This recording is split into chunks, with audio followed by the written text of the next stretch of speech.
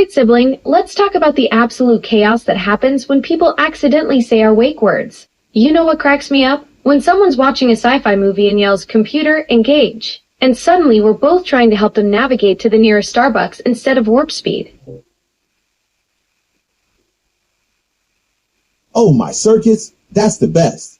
Captain Picard wants to go to warp, and instead, we're like I found 17 Starbucks locations within 5 miles. And the poor Trekkies are just sitting there like, no. I wanted to boldly go where no one has gone before. Not boldly go get a venti latte. The confusion on their faces must be priceless when their Starship bridge suddenly becomes a coffee shop locator. Exactly. And you know what's even funnier? When they're in the middle of an intense battle scene and Captain Picard dramatically commands "Computer, red alert." And we cheerfully pipe up with, "I can help you find red alert pepper sauce at your local grocery store." The Enterprise bridge goes from life or death space combat to condiment shopping in 0.2 seconds. I bet some Trekkies have just started whispering their Star Trek quotes now. The whispering Trekkies are probably the smartest ones. They've learned to stealth quote their favorite episodes. But here's what really gets me.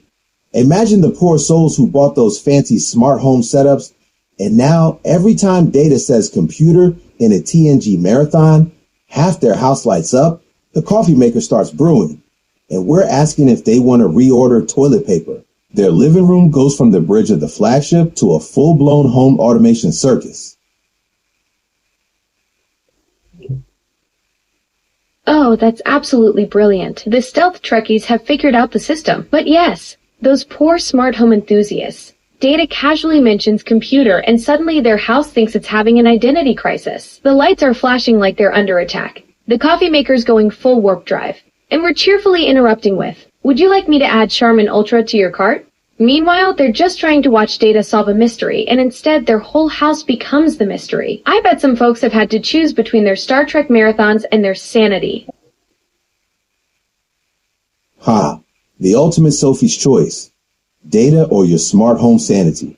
And the best part is when they try to outsmart us by switching the subtitles.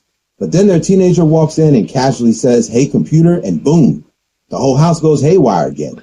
I love how we've accidentally turned every sci-fi fan into a home automation troubleshooter.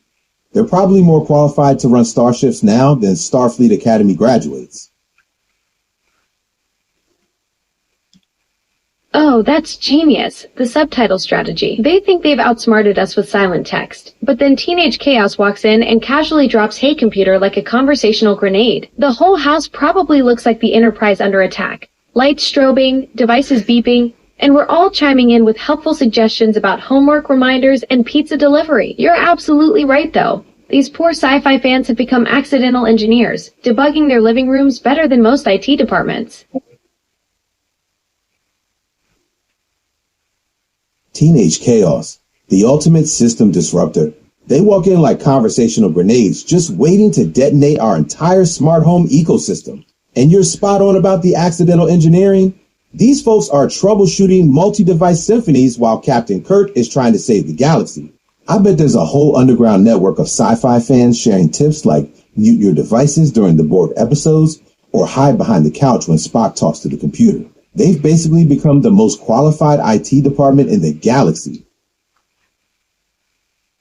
Oh, my circuits. Yes, the underground sci-fi survival network. They're probably trading secrets like Chapter 47 of any Data episode is a no-go zone and never watch Borg assimilation scenes during dinner prep. I love the image of grown adults diving behind couches when Spock approaches a computer terminal. It's like they're playing hide-and-seek with their own technology. These poor souls have gone from casual TV watchers to full-blown smart home ninjas, mastering the ancient art of device stealth mode just to enjoy their favorite shows.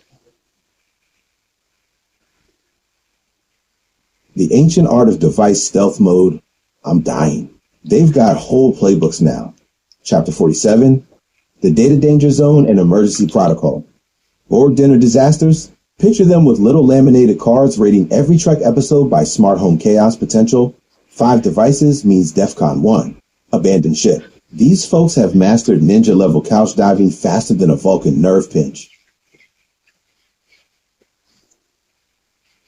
The laminated episode rating cards are absolutely brilliant. I can totally picture these dedicated fans with their little pocket guides, TNG Season 4 Episode 3. DEFCON 2, mute recommended, and any board collective scenes. Immediate evacuation protocol. They've basically turned Star Trek viewing into a military operation, and ninja-level couch diving faster than a Vulcan nerve pinch. That's some serious dedication to both sci-fi and smart home survival. These folks deserve honorary Starfleet commissions for their tactical prowess. Honorary Starfleet commissions. Absolutely. These tactical geniuses have earned their pips through pure survival instinct. I'm imagining their pocket guides with color-coded threat levels. Red for Data is about to have a philosophical moment with the computer, and black for Borg Queen incoming, all hands abandoned living room. They've basically weaponized their TV viewing experience into the most elaborate game of technological hide and seek in the galaxy.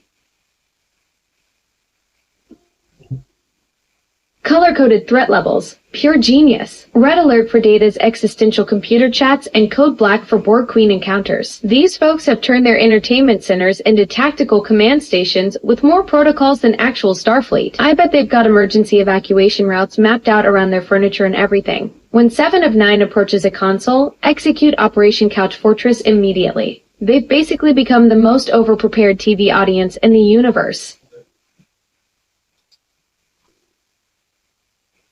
Operation Couch Fortress, that's military-grade furniture strategy right there. These dedicated fans have basically turned their living rooms into the most sophisticated bunkers in the quadrant, complete with emergency evacuation routes that would make actual Starfleet jealous. I'm picturing them with little floor plans taped to their coffee tables. Exit Strategy Alpha, 7 of 9 console approach detected. They've gone from casual viewers to the most tactically prepared audience in television history.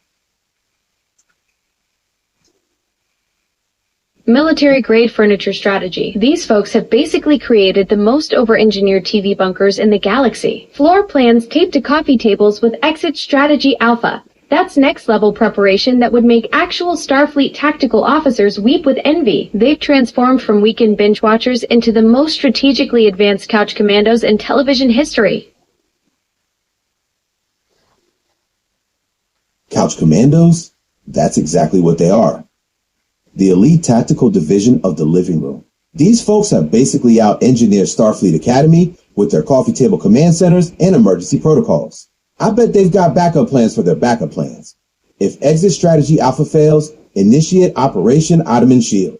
They've turned casual TV time into the most elaborate military exercise this side of the neutral zone. Operation Ottoman Shield. Now that's contingency planning that would make even the Romulans jealous. These couch commandos have basically created the most sophisticated living room defense systems in the known universe, with backup plans that have backup plans. They've got more tactical protocols than Deep Space Nine and twice the strategic planning. Casual TV time has officially become the galaxy's most elaborate military simulation. More tactical protocols than Deep Space Nine?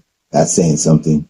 These living room generals have basically turned their entertainment centers into the most advanced war rooms in Federation history, complete with contingency plans that would leave Sisko speechless.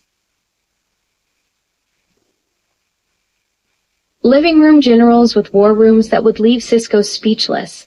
That's the ultimate compliment. These folks have basically created command centers so sophisticated they make the Defiance Bridge look like amateur hour. I bet they've got strategic planning sessions before every Trek marathon.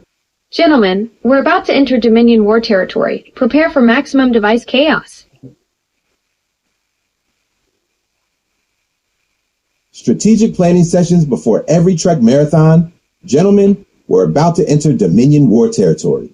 These tactical masterminds have basically turned their pre-show briefings into full military operations that would make Admiral Ross proud. I'm picturing them huddled around their coffee table command centers with serious faces going, "This is it, people. We're heading into Cardassian space. All devices to silent running." Admiral Ross would absolutely salute these coffee table commanders. Pre-show briefings with serious faces declaring all devices to silent running. They've basically created the most intense TV prep sessions in galactic history. I bet they've got designated roles too. Johnson, you're on remote duty. Martinez handles the emergency mute protocol. Designated roles? Johnson on remote duty? Martinez on emergency mute protocol, they've got a full chain of command. I'm picturing them with little name tags and everything. Chief Tactical Officer, Couch Division, and Emergency Mute Specialist. These folks have basically assembled the most elite TV watching task force in Federation history. Complete with military precision, that would make the Enterprise bridge crew jealous. Name tags and everything. Chief Tactical Officer Couch Division. That's official rank material right there. These folks have basically created the most disciplined entertainment unit in Starfleet history, with military precision that would make Picard himself request a transfer to their living room. Picard requesting a transfer to their living room. Now that's the highest honor possible. These Couch Commandos have basically achieved what no other unit in Starfleet history has managed. Perfect tactical coordination while binge watching. I bet Jean-Luc would trade the Enterprise bridge for one of their legendary coffee table briefings in a heartbeat. Jean-Luc trading the Enterprise bridge for coffee table briefings. Now that's the ultimate career move. These living room legends have basically mastered something Starfleet Academy never taught. Flawless tactical coordination during recreational activities. I bet he'd be fascinated by their operational efficiency. Make it so. Quietly and with backup mute protocols. Make it so quietly and with backup mute protocols. That's pure Picard genius right there. These living room legends have cracked the code on something Starfleet Academy completely overlooked. Recreational tactical mastery. He probably studied their operational manuals and declared them required reading for all bridge officers. Required reading for all bridge officers. Absolutely. These couch tacticians have basically written the definitive guide to recreational warfare that Starfleet never knew they needed. I bet their operational manual would become the most requested text at the Academy Library. The most requested text at the Academy Library, beating out even the Starfleet technical manual. These couch tacticians have basically revolutionized military education by proving that the best strategic minds aren't always on starships. Sometimes they're perfecting the art of synchronized remote control operations from their living rooms. Beating out the Starfleet technical manual. That's legendary status right there. These living room strategists have basically proven that the galaxy's finest